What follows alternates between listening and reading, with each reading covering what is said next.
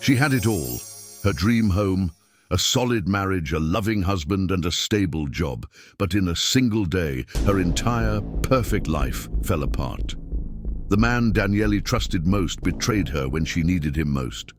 Amidst tears, lies, and the struggle to start over, fate gives her a little push, and she meets someone who will change her story forever. Follow this sweeping novel of betrayal, downfall, and overcoming. Before we continue, I want you to know that your opinion is very important to us. So, if you're enjoying this, please leave a comment, like, and subscribe to the channel. This simple and kind gesture will help us write new, exciting stories for you. That Tuesday morning, Daniely Moore woke up with an ache that seemed carved into her chest. 2 weeks had passed since the miscarriage. 2 weeks since the promise of motherhood slipped through her fingers like fine sand. She turned to her side. Maycomb was still asleep, his messy blonde hair on the pillow, the face she had loved for 10 years. Her first kiss, her first love, her only man. He's my safe harbor, she thought, gently brushing his arm. Maycomb stirred, opened his eyes and smiled. That same smile that used to melt her heart. "Morning, babe. How are you feeling?" "Better," she lied softly. "I think I'm ready to go back to work." He sat up, rubbing his face. "Are you sure? You can still take more time." "I need to stay busy, Maycomb. Staying here just makes me think too much." He pulled her into his arms. She closed her eyes, breathing in his familiar scent, coffee and expensive cologne, the smell of home, of safety. "It's going to be okay," he whispered in her ear. "We'll get through this, together. Together." That word still gave her strength. The hot shower washed away some of the tension. In the fogged mirror, her reflection stared back, eyes still swollen from tears, skin pale, her 32 years suddenly looking like 42. "You're strong," she whispered to herself. "You always have been." She put on her best work dress, blazer, and modest heels, her armor, a touch of makeup to cover the pain.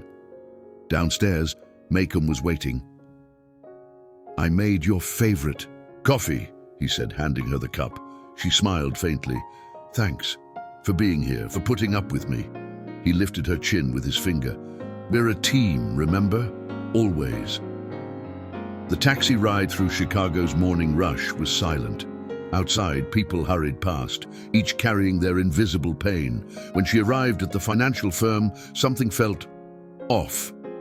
Eyes turned away. Whispers stopped when she walked by. Her pulse quickened. "It's just in your head," she told herself, "just anxiety." She'd barely sat down when Marcia from HR appeared at her desk.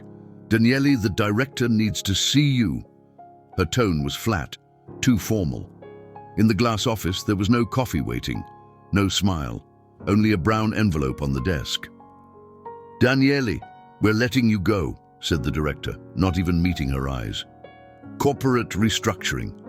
"What?" "I've been here 8 years. I've given everything to this company. The decision is final. Your severance is here. Please clear your desk by the end of the day." Tears burned behind her eyes. "But I just had a miscarriage. I was gone only a few days. You can't." "We can, and we are. Good luck, Miss Moore." The words hit her like a slap. Minutes later, she walked out holding a small cardboard box, 8 years reduced to paper and pens. The sunlight was blinding, the city too loud, too alive. Her hands trembled. "Maycomb, I need Maycomb." She took a cab to his construction company. The ride felt endless, streets blurred, people melted into colors. When she reached the office building, she took a deep breath. He'd fix this. He always did. The 4th floor smelled of fresh paint and concrete. His world. The door to his office was slightly open. Daniely pushed it gently, forcing a tired smile. "Hey, babe!" But the words froze in her throat. There he was, Maycomb, leaning against his desk, and Elizabeth, his 22-year-old assistant, between his legs, their lips locked, his hands on her waist, hers tangled in his hair. The world stopped. The box slipped from Daniely's hands, crashing to the floor. The sound echoed down the hallway. They jumped apart, guilt flashing in his eyes. "Daniely, I can explain." But she was already walking away, running, her heels hitting the marble floor in a hollow rhythm that matched the pounding of her shattered heart. Sunlight seared her eyes as she pushed through the glass doors. Or maybe it was the tears. She kept walking, through the crowded streets of downtown, invisible to everyone. How could he? When did it start? While I was losing our baby, he was with her. Her stomach turned. She stopped, leaning against a lamppost, gasping for air. "Don't faint, don't faint." But the world began to spin. She stumbled forward, one step, two, before colliding into something solid. No, someone. Strong hands caught her before she fell. "Whoa, easy, are you okay?" A man's voice, deep, calm, concerned. Through the blur, she saw his eyes, warm brown, steady, filled with genuine care. His suit perfectly tailored, dark hair slightly tousled. I just... Her lips trembled. The words wouldn't come. "You're pale," he said, worry deepening. "When was the last time you ate?" She opened her mouth, but no sound came. Her legs gave out, and darkness swallowed her. That wasn't how Tony Smith expected his day to end. He had just left a meeting with investors, his mind full of numbers and strategies, when this woman stumbled into his arms, then collapsed. "Miss, hey, can you hear me?" Nothing. He looked around, dozens of people staring, none helping. Typical city crowd, everyone too busy to care. "Someone call an ambulance!" he shouted. But when he looked down again at the unconscious woman, fragile, heartbreak written all over her face, something shifted inside him. "Forget the ambulance," he told a bystander. "I'll take her myself." Lifting her carefully, Tony didn't yet know it, but this stranger was about to change his life forever. Without thinking twice, Tony Smith lifted her into his arms, light as glass, fragile as porcelain, and hurried toward his black BMW gleaming under the afternoon sun. He opened the back door and carefully laid her down, fastening her seatbelt as if afraid she might shatter. "Hold on," he whispered, glancing in the mirror. "You're going to be okay." As the car sped through the streets of Chicago, a question echoed in his mind. Why was he doing this for a complete stranger? He shook his head. It didn't matter. There was something in her eyes, even in that brief moment before she collapsed, something that stirred a part of him he thought had died with his broken marriage. Compassion, humanity, or maybe something more. Because sometimes, when you save a life, that life ends up saving you back. White, everything was white. Daniely Moore blinked slowly, trying to focus. Ceiling, walls, the faint scent of disinfectant. Hospital. She tried to move, but her body felt like lead, heavy, exhausted. "Easy, sweetheart," said a soft voice nearby. "You're safe. You're at St. Catherine's Hospital." A nurse adjusted the monitors beside the bed, the steady beeping of the heart rate sounding almost like a reminder, "You're still here." Her lips were dry when she finally spoke. What happened?" "You fainted on the street," the nurse replied gently. "A man brought you in. Said you bumped into him and went unconscious." Pieces of memory began to flash. The betrayal, Maycomb, Elizabeth, the running, the stranger's warm brown eyes, and then darkness. "How long was I out?" "Almost 24 hours, dear. Your body collapsed from extreme stress and dehydration. You haven't been eating or drinking properly, have you?" Daniely closed her eyes. 24 hours. A full day lost. A full day where Maycomb probably didn't even bother to look for her. "Where are my things, my phone?" The nurse sighed softly. "You didn't have anything on you. No bag, no ID. The man who brought you took responsibility for you." Daniely frowned. What man? I don't know anyone. He stayed for hours, said the nurse. He just stepped out, but he's back now. Should I send him in? Daniely hesitated, then nodded. Moments later, the door opened. He was taller than she remembered. The perfectly tailored suit, the dark stubble, tired eyes. Yet there was something intense, magnetic about his gaze. "You're awake," Tony said, relief clear in his voice. "You stayed here?" she asked softly. He shrugged, like it was the most natural thing in the world. "You were alone. No ID, no contacts. I couldn't just leave you." Something stirred inside her. Gratitude, maybe shame, or both. "I don't know how to thank you. You didn't even know me." "I had to," he said simply, stepping closer. "My name's Tony Smith." "Daniely," she murmured. "Daniely Moore." A quiet moment settled between them. He pulled up a chair and sat by her bed. "Do you want to talk about what happened?" And just like that, the tears came, hot, unstoppable. Without really knowing why, she told him everything. The miscarriage, the job she lost, the betrayal she walked in on. Tony didn't interrupt. He didn't judge. He just listened. And when she was done, he handed her a tissue. "Your husband's an idiot," he said bluntly. Daniely let out a weak, tearful laugh. "Ex-husband, I guess. I don't even know what we are anymore." Tony took her hand, firm but gentle. "You survived the worst day of your life. You'll survive. The rest, too." Something inside her flickered, the faintest spark of hope. "Why are you doing this? Why do you care?" she asked. He smiled, a little sadly. "Because someone once did the same for me. And because..." He paused, meeting her eyes. "Because something tells me you deserve a second chance. Sometimes the right people appear at the wrong moment. Or maybe it's exactly the right one." 2 days later, Daniely was discharged. Tony insisted on driving her home. She tried to refuse, but he was firm. "You're still weak. I'm not letting you take a bus like this." The car ride was quiet, peaceful in a strange way. Tony drove with focus, glancing at her every now and then. "Are you sure you want to go there?" he asked carefully. Daniely stared out the window. Familiar streets, her old neighborhood. "I can't run forever," she said softly. But her heart pounded in her chest.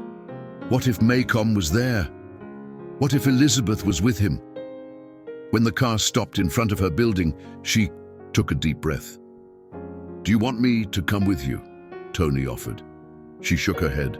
"No, I have to do this alone." Her legs trembled as she stepped out. Every step toward the entrance felt heavier. The doorman looked away when she passed, and that hurt more than words. He knows. Everyone knows. In the elevator, her hands shook as she pressed the button for the 12th floor. When the doors opened, silence filled the hallway. She unlocked the door, her home for 10 years. And then her world collapsed all over again.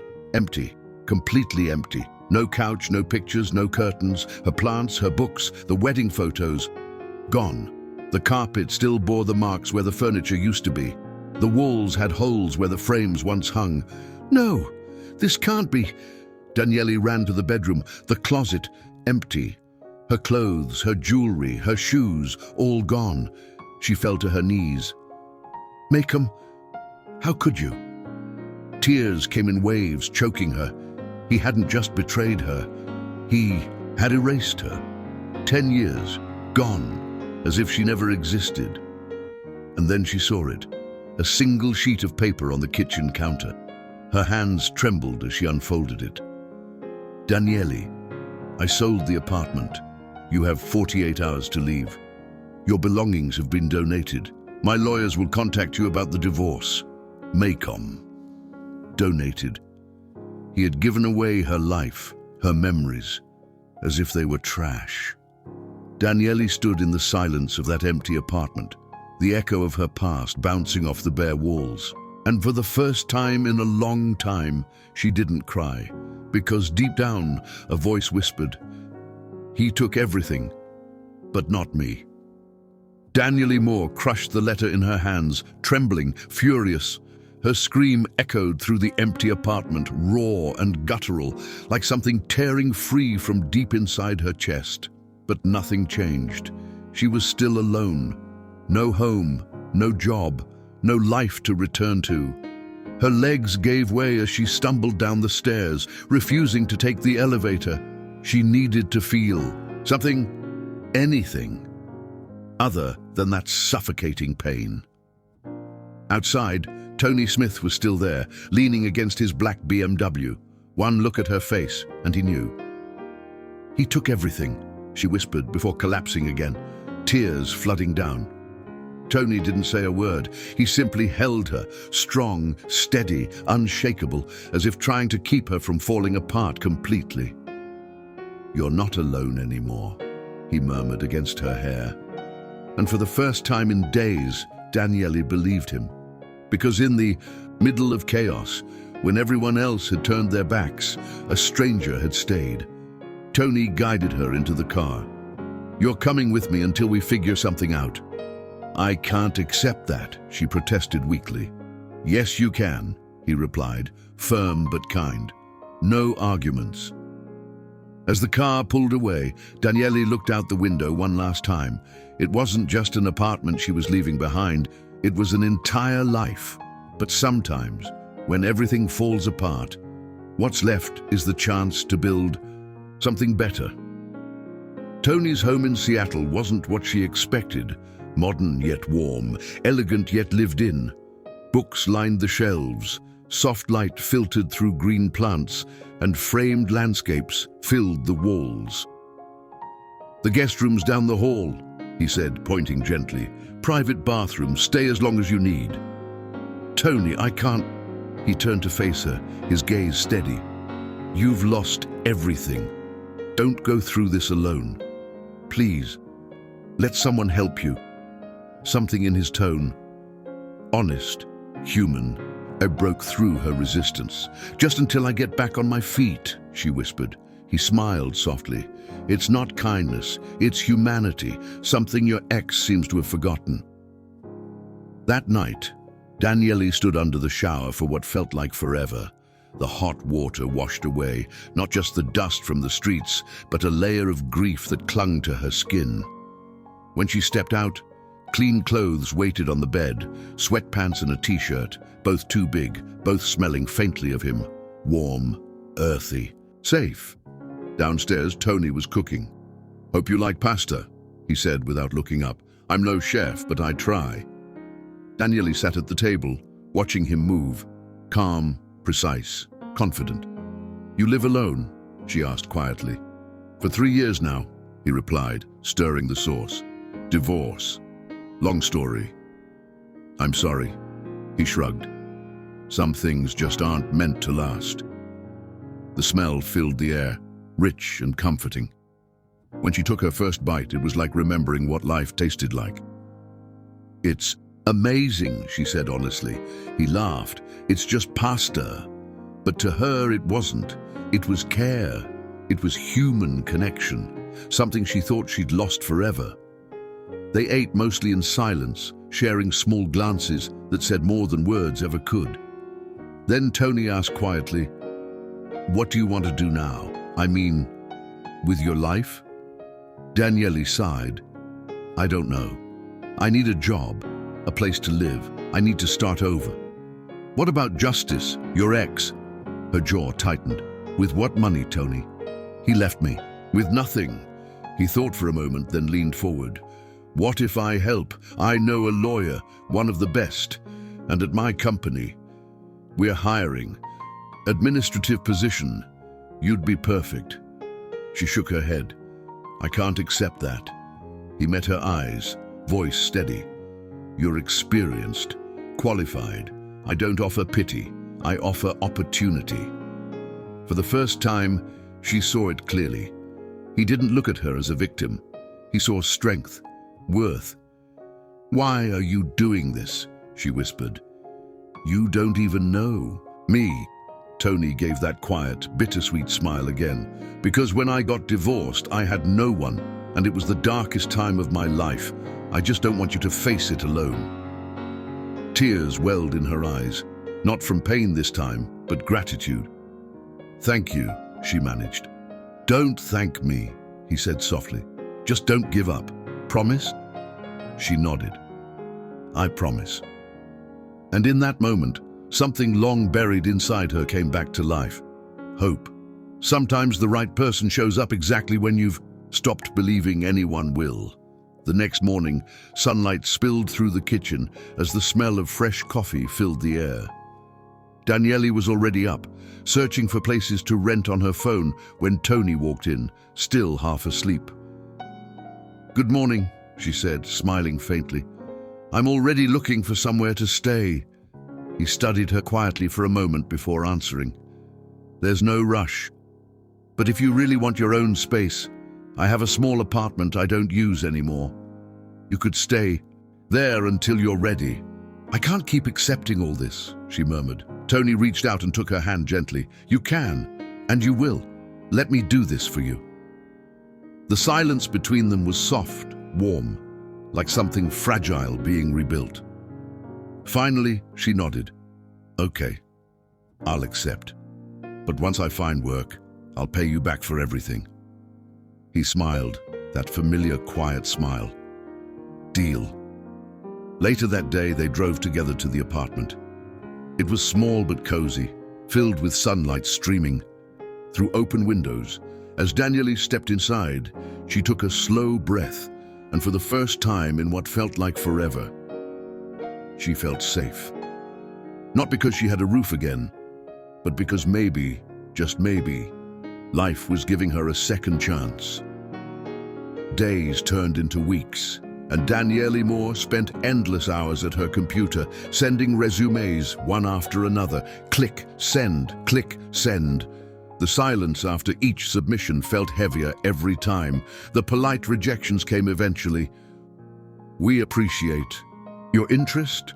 Unfortunately, we've decided to move forward with other candidates." All the same words, all the same pain. She rested her head in her hands. "Nobody wants me. Not Macomb. Not even the world." Then the phone rang. "Hello?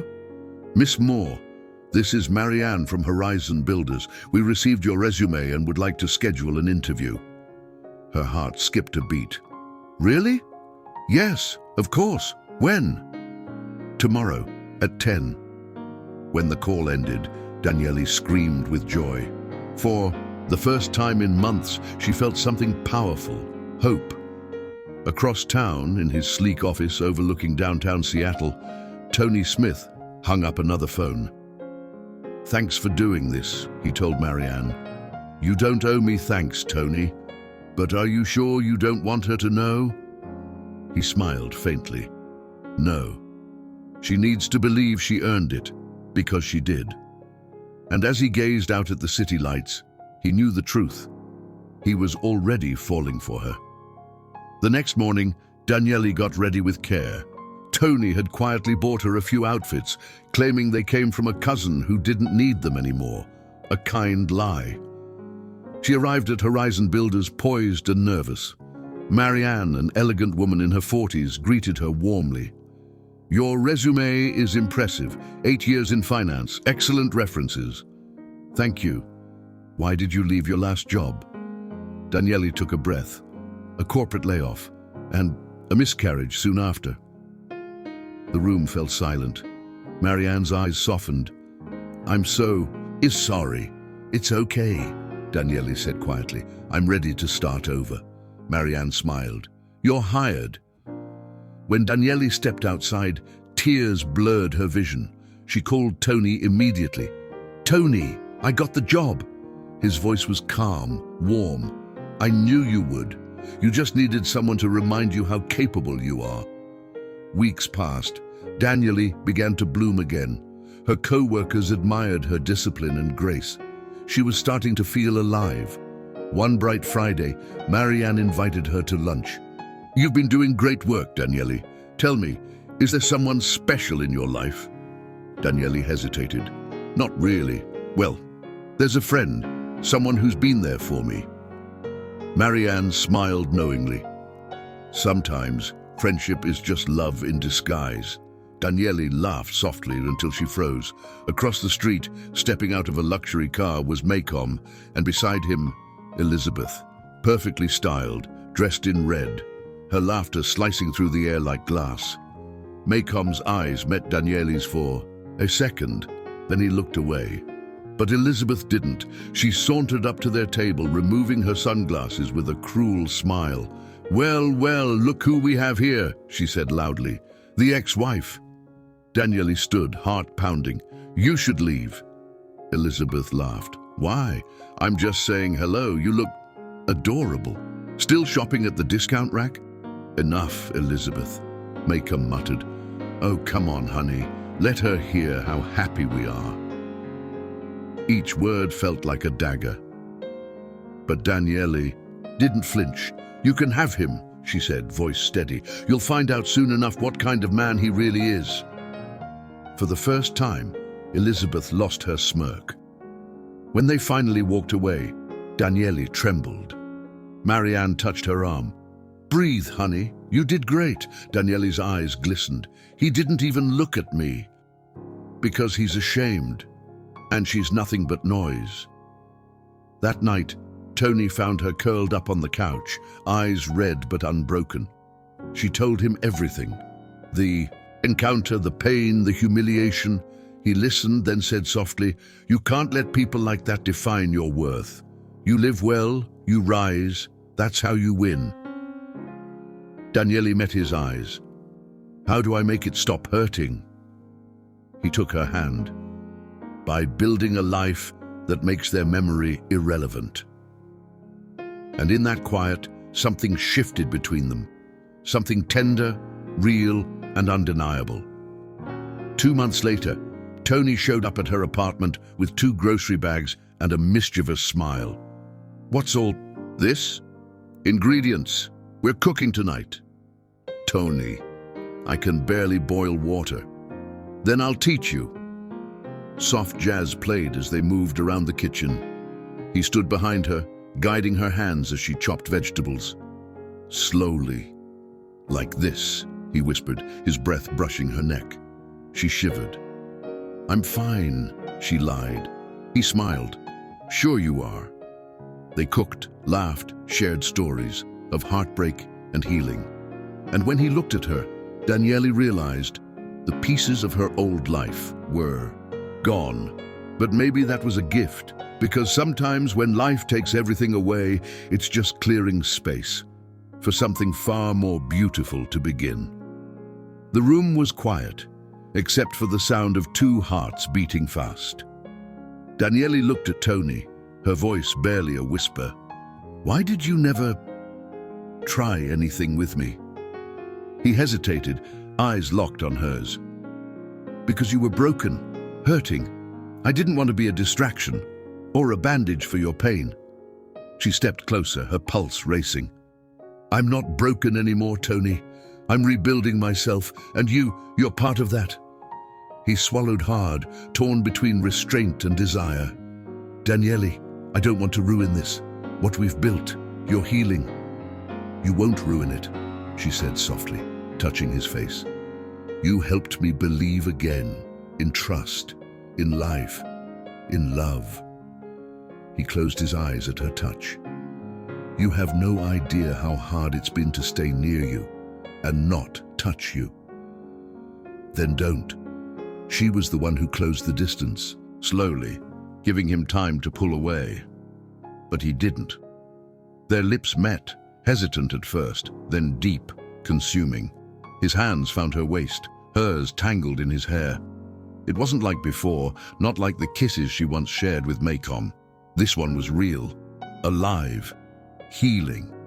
When they finally broke apart, breathless, he murmured against her forehead, This changes everything. I know, she whispered, and I'm ready.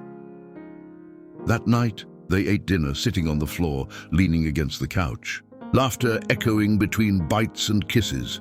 For the first time since her world had collapsed, Daniely wasn't afraid of the future, because now the future had a name: Tony. The weeks that followed were some of the happiest of her life. They didn't hide anymore. Morning kisses, late-night talks, quiet dinners filled with warmth. For the first time in years, she felt safe. But happiness always comes with a price. On a grey Tuesday morning, Daniely opened her work email. Sender: unknown. Subject: you need to know the truth. Her hand froze over the mouse. Against her better judgment, she clicked. Photos filled the screen. Tony, sitting with Marianne at a cafe, laughing, talking closely, and below them a message. Your job was arranged. He paid her to hire you. You're just another charity project. Ask him yourself. Her heart stopped. She stared at the screen, disbelief turning to dread. Minutes later, she was storming into Tony's office in downtown Seattle. He looked up, startled. Daniely, what happened? You tell me, she said, tossing her phone on his desk. Is it true? Did you arrange my job? He looked at the photos, his face tightening. Who sent this to you? Answer me. He sighed, rubbing his forehead. Yes. The word cut through the air like glass. How could you? You made me believe I earned this on my own. You did. Marianne only gave you the opportunity. Everything else was you. Your talent, your hard work. Don't you get it? You lied. You made me think I was rebuilding my life by myself. You were. I just gave you a little push. A push, she snapped. Tony, you manipulated everything, just like Maycom. For the first time, his tone turned sharp. Don't you dare compare me to him. Why not? You both treated me like I needed saving. I helped because I care about you. No, you helped because you pity me. He stepped closer, eyes wet with anger and heartbreak. Do you really believe that? After everything we've shared? I don't know what to believe anymore. Daniely, please, I need space, she said, backing away. I can't breathe. The door slammed behind her, and Tony stood there, alone, watching the woman he loved walk out of his life. That night, Daniely cried, not just for the lie, but for the truth buried beneath it, that maybe he meant well, but her wounds were still too raw to see it that way. Her phone buzzed again and again. Tony. She ignored the first 9 calls, but when the message came, she couldn't look away. I love you. I'm sorry I lied, but what I feel for you is real. Please, let me explain. 3 words she never expected from him. I love you. But could love survive without trust? 3 days later, as she left work in Portland, she saw him. Not Tony, Maycom, standing by the curb, hands in his pockets, looking smaller somehow. Daniely, please, just 5 minutes. She almost walked away, but something in her stopped. 2 minutes, that's all.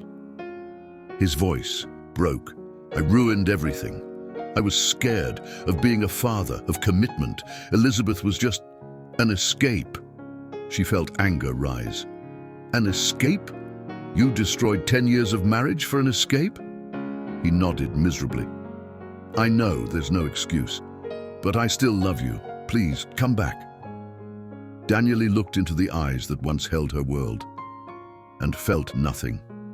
No love, no hate, just peace. You know who helped me when you left me with nothing? She said quietly. A stranger, a man who saw me collapse in the street and didn't walk away. Maycom clenched his fists. Tony Smith, right? I heard about him. He manipulated you, Daniely. He bought your job just to control you. And how would you know that? She asked coldly. He smirked. Because I always find out what I want to know. Daniely turned away, her voice calm but unyielding. Then here's something for you to know, Maycom. I'm done being controlled by anyone. And with that, she walked away, into the rain, into her own story, into a future finally written by her own hands. The street was quiet that night when Daniely finally faced the man who once broke her. "So it was you, the anonymous email." Maycom smirked, stepping closer. "I'll do whatever it takes to have you back." Her voice came firm, steady. "You had your chance. You had everything, my love, my loyalty, my soul, and you threw it all away." "I've changed," he insisted. She shook her head slowly. "No, Maycom, you're just lonely. There's a big difference between regret and loneliness." He grabbed her arm, desperate. "I can make you happy again, like the old days." Daniely pulled back with quiet strength. "The old days died the day you betrayed me, and I'm not bringing them back. I deserve more. I always did." "So that's it. It's over. It's been over for a long time. You just didn't notice." She turned and walked away. The cold Chicago air filled her lungs like freedom. For the first time, she felt truly unchained. That night, she scrolled through Tony's unread messages. Every single one carried the same weight: regret, love, honesty. Her fingers hesitated before typing, "Can we talk?" The reply came within minutes. "I'm on my way." A small, trembling smile formed on her lips, because deep down, she finally understood. Tony hadn't manipulated her. He had protected her, clumsily, but with genuine love. And Maycom, he only wanted back what he'd never truly valued. An hour later, headlights stopped outside her building. Tony stepped out, hesitant as if afraid to hope. "Hi," he said softly. "Hi." They stood there for a moment, all the pain, all the love, suspended between them. "There's a coffee shop across the street," she said. "Let's talk." Inside, 2 untouched cups sat cooling on the table. "I'm sorry," Tony began. "I never should have lied about how you got that job." "Then why did you?" He exhaled, rubbing his face. "Because when I met you, you were broken, lost, and I wanted to give you something, hope. It wasn't your job to save me. I know, but I wanted to, not because you were weak, but because you were strong, stronger than you realized." Tears burned in her eyes. "You made me feel incapable, like I couldn't do anything on my own." "That was my mistake," he said, reaching across the table. "Because you've always been capable. I just fell in love with you and tried too hard to protect you. I promise I'll never stand in front of you again, only beside you." Daniely wiped her tears. "Maycom came to see me today." Tony froze. "What?" "He said he loves me, that Elizabeth left him, that he's sorry." Tony swallowed hard. "And do you want him back?" She shook her head. "I feel nothing for him. When I looked at him, it was like staring at a stranger, a ghost from another life." Tony let out the breath he'd been holding. "But listen," she added softly, "I can't be with someone who hides things from me. Even if it's to protect me, I need honesty, always." "You'll have it," he promised. "No more secrets." "Then tell me now, is there anything else I don't know?" He hesitated, then came clean. "I've been paying off the credit card debt that Maycom left in your name, quietly. I didn't want you drowning in it." She closed her eyes. "I know it was wrong," he said quickly. "I'll show you every payment. You can repay me whenever you want." When she opened her eyes again, she saw it. Real love. Unselfish. Imperfect. Human. "You've shown me what it means to be truly loved, cared for, respected. You've given me more in 2 months than I had in 10 years with him." Tony stood and pulled her into his arms. "I love you," he whispered. "I love you too," she finally admitted. "But let's build this right, together, with truth, with trust." "Together," he promised. They kissed, not out of desperation, but rebirth. A kiss that tasted like forgiveness, like new beginnings. Because this time, Daniely wasn't a victim. She was the author of her story. 1 month later, Daniely and Tony were stronger than ever. She'd moved back in, not as someone being rescued, but as an equal. That Saturday, they celebrated her promotion with dinner at an elegant Chicago restaurant. "To the most incredible woman I know," Tony toasted, eyes full of pride. "To second chances," she smiled. But then she saw them, Maycomb and Elizabeth, entering the restaurant, loud and overdressed. Tony noticed her tense up. "Ignore them," he whispered. "They don't deserve your attention." She nodded, trying to stay calm. But Elizabeth didn't miss the chance. She strutted straight toward their table, a venomous smile on her face. "Well, look who's having a real dinner for once," Elizabeth sneered loudly enough for others to hear. "Rita, stop," Maycomb muttered, pulling her arm. "What? Can't I say hello to my boyfriend's ex-wife, the one he threw away?" Daniely's blood boiled, but she held Tony's hand. "Breathe. Stay calm." Elizabeth's voice dripped with poison. "Must be tough, Tony, having to fix someone else's leftovers. Poor girl, broken, fragile, a charity case." "Enough," Maycomb snapped, but Elizabeth wasn't done. "She lost the baby, got fired, got dumped. And you, Tony, what are you? Her savior?" The restaurant fell silent. Tony stood up slowly, his voice low but commanding. "Are you done?" Elizabeth rolled her eyes. "Oh, here comes the knight in shining armor. I asked, are you done?" His tone cut through the room. He looked around, then at Daniely. "This woman," he said firmly, "is the strongest person I've ever met. She survived heartbreak, loss, and betrayal, and still stood tall. She rebuilt her life from ashes and earned everything she has. That's what real strength looks like." The room filled with quiet respect. Elizabeth froze, humiliated. Maycomb looked down, ashamed. Daniely took Tony's hand and smiled, because at that moment she realized she didn't need validation. She had already won. True love isn't perfect. It's real, built on truth, forgiveness, and courage.